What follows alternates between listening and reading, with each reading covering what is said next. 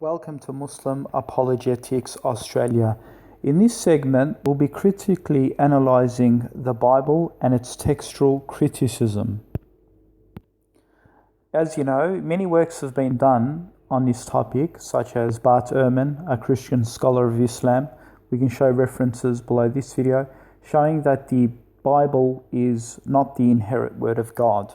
We'll go through other points in this video discussion. I'll look at some various Christian apologetic websites who also affirm this, and we shall continue to discuss this topic. As you know, Christian apologists will always argue more or less something along the lines of the Bible is an eyewitness account and it has credible eyewitness accounts to this. And I engaged some Christians on Facebook on this, and we'll go through some of those discussions. The fact of the matter is, the four Gospels appear to be four witnesses, but the reality is they all copy from Mark, only improving the narrative. In fact, they all go back to Paul's narrative, because Paul said, if a gospel is preached other than the one I preach, then let him be cursed. So not only was the later Gospels copying from Mark, they also had to stay in line with Paul's witness. Yet Paul never met the living Jesus during his ministry, nor witnessed the crucifixion. Additionally, the four Gospels are anonymous. The term Mark, Matthew, Luke, and John do not exist as subtitle headlines in the earliest manuscripts. These came later into the manuscripts to show that they were four different witnesses. The reality is, those subtitles were never there. Additionally, when we open the Gospel of Luke 1:1, he tells us that he is writing an account from the first eyewitness, and he felt that he should write an account also. But notice, Luke doesn't claim he is writing as a witness to the events himself. Rather, he narrates what he heard, not what he saw himself. The crucifixion story, for example, we are told all the disciples fled, and only in a distance there was one disciple who witnessed the crucifixion, and not four disciples, but only one disciple. And the interesting thing is, the name of that witness disciple is not even mentioned. Rather, he is called the disciple who he loved. As you know, Christian apologists will say things like, we have four different accounts of the Bible testifying and affirming the whole crucifixion of Jesus Christ. But the reality is, these four supposed witnesses aren't four witnesses. They actually all derive from Mark or, Paul's narrative. A Christian comes back by the name of Nick Peters. He says, the authors probably wanted to eliminate interest in who wrote the story and to focus the reader on the subject. More important, the claim of an anonymous history was higher than that of a named work. In the ancient world, an anonymous book, rather like an encyclopedia article today, explicitly claims complete knowledge and reliability. It would have reduced the impact of Gospel of Mathew had the author written "This is my version" instead of "This is what Jesus said and did." The historical figure of Jesus, Sanders, page 66. They also don't all copy from Mark. John doesn't, and why shouldn't Matthew and Luke use Mark as another source as well? My response, I didn't say John copies only from Mark, but also Paul. If John didn't copy from Paul, then John would be preaching a different gospel. And Paul said, if anyone preaches a different gospel than the one I preach, then let him be cursed. So if John is not narrating the same story as Paul, then John is cursed. I'm baffled also how you think anonymous writings have credibility. It's anonymous, then Satan could be possibly the author as the eyewitness. He says it should be just looked at as some encyclopedia. But you know what Dr. James White said? Dr. James White, a Christian apologist, said, do not quote an encyclopedia to me, right? He wants evidence and sources, right? So even your Christian apologist,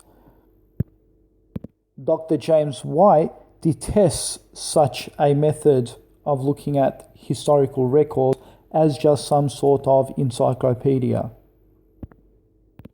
Nick Peters comes back and says, "You're confusing gospel with gospels. The two are not the same. The gospels are understood as Greco-Roman bio-centered around the life of Jesus. The gospel is the content and the message of story. That does not mean the story has to be exact, verbatim, identical. The gospel is good news about the life of Jesus. The gospels are account of the life of Jesus. As for anonymous, this is not my opinion also, but that of E.P. Sanders, a leading biblical scholar in the field. If we want to know who wrote the Gospels, we can look at the earliest traditions that we have and make cases based on internal and external evidence." My response: well, if they are anonymous, then Christians cannot claim they have 4 witnesses looking at the earliest manuscripts. For all I care, it could be one witness copying and slightly improving or adding their own version of events from hearsay and not what they witnessed themselves, as Luke 1:1 tells us. Nick Peters then says, "Do you have a case for that backed by biblical scholars?" And I said, "Oh yes, I can point it out, but I know what you will do. You will call him an apostate who knows nothing. So I'm not going to go there, it's pointless. But I would like you to consider this. Look at the book of Hebrews, for example. Did the author of Hebrews witness the events firsthand himself to give us his account? If so, why are biblical scholars in dispute who the witness was? Some say A, Paul, some say B, Luke, and some say C, John. No one knows for sure, it's just a wild guess, but scholars have concluded it's anonymous. You can read the link, and I'll post it below this video, from gotquestions.org. Therefore, the writers of the Gospels are not exactly eyewitness accounts. They usually only appeal that way.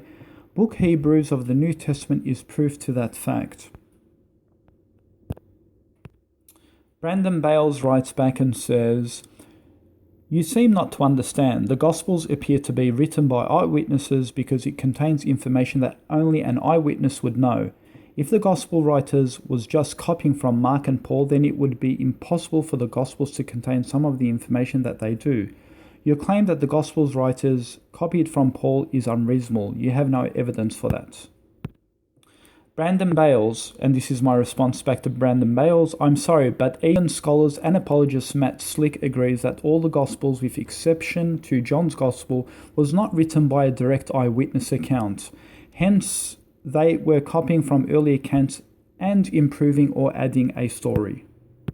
And we've already said that if Paul said, if anyone preaches the gospel other than the one he preaches, then let him be cursed. So obviously, the gospel writers who came later on and started writing gospels had to write a gospel that was actually preached by Paul, right? If it was anything different than Paul, then he was cursed. So if they're adding information into the text as the other 4 gospels do, then, because obviously John's gospel was not written in the time of Paul, it came much later than that.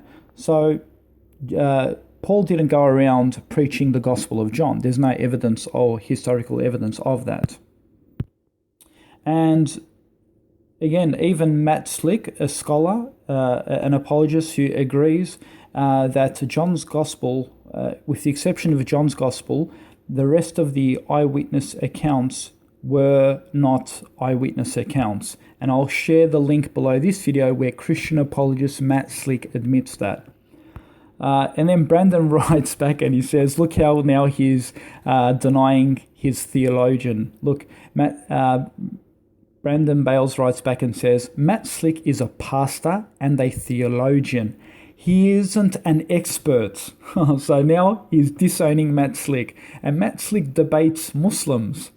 He debates the Answering Christianity team. And now he's saying Matt Slick is not an expert. Who is an eyewitness, and he says he isn't an expert and a figuring who is an eyewitness and who isn't. He then refers to Jim Warner Wallace is an expert, hence there is no copying at all. And I said to him, Brandon Bales, even if we quote an expert scholar, you will still reject him. So regardless, don't ask for an expert when he will be rejected, wink wink. Bart Ehrman is an expert, and he also agrees that the Gospels are not eyewitness accounts. So not only do we have Matt Slick, we've also got Bart Ehrman as well, who agrees to that. And all you have is Jim Warner. So there you have it. You have Matt Slick and both Bart Ehrman, who are obviously, well, one's a Christian, the other one has left Christianity. So a Christian who is a theologian who debates Muslims is actually agreeing with me and agreeing with Bart Ehrman on this point.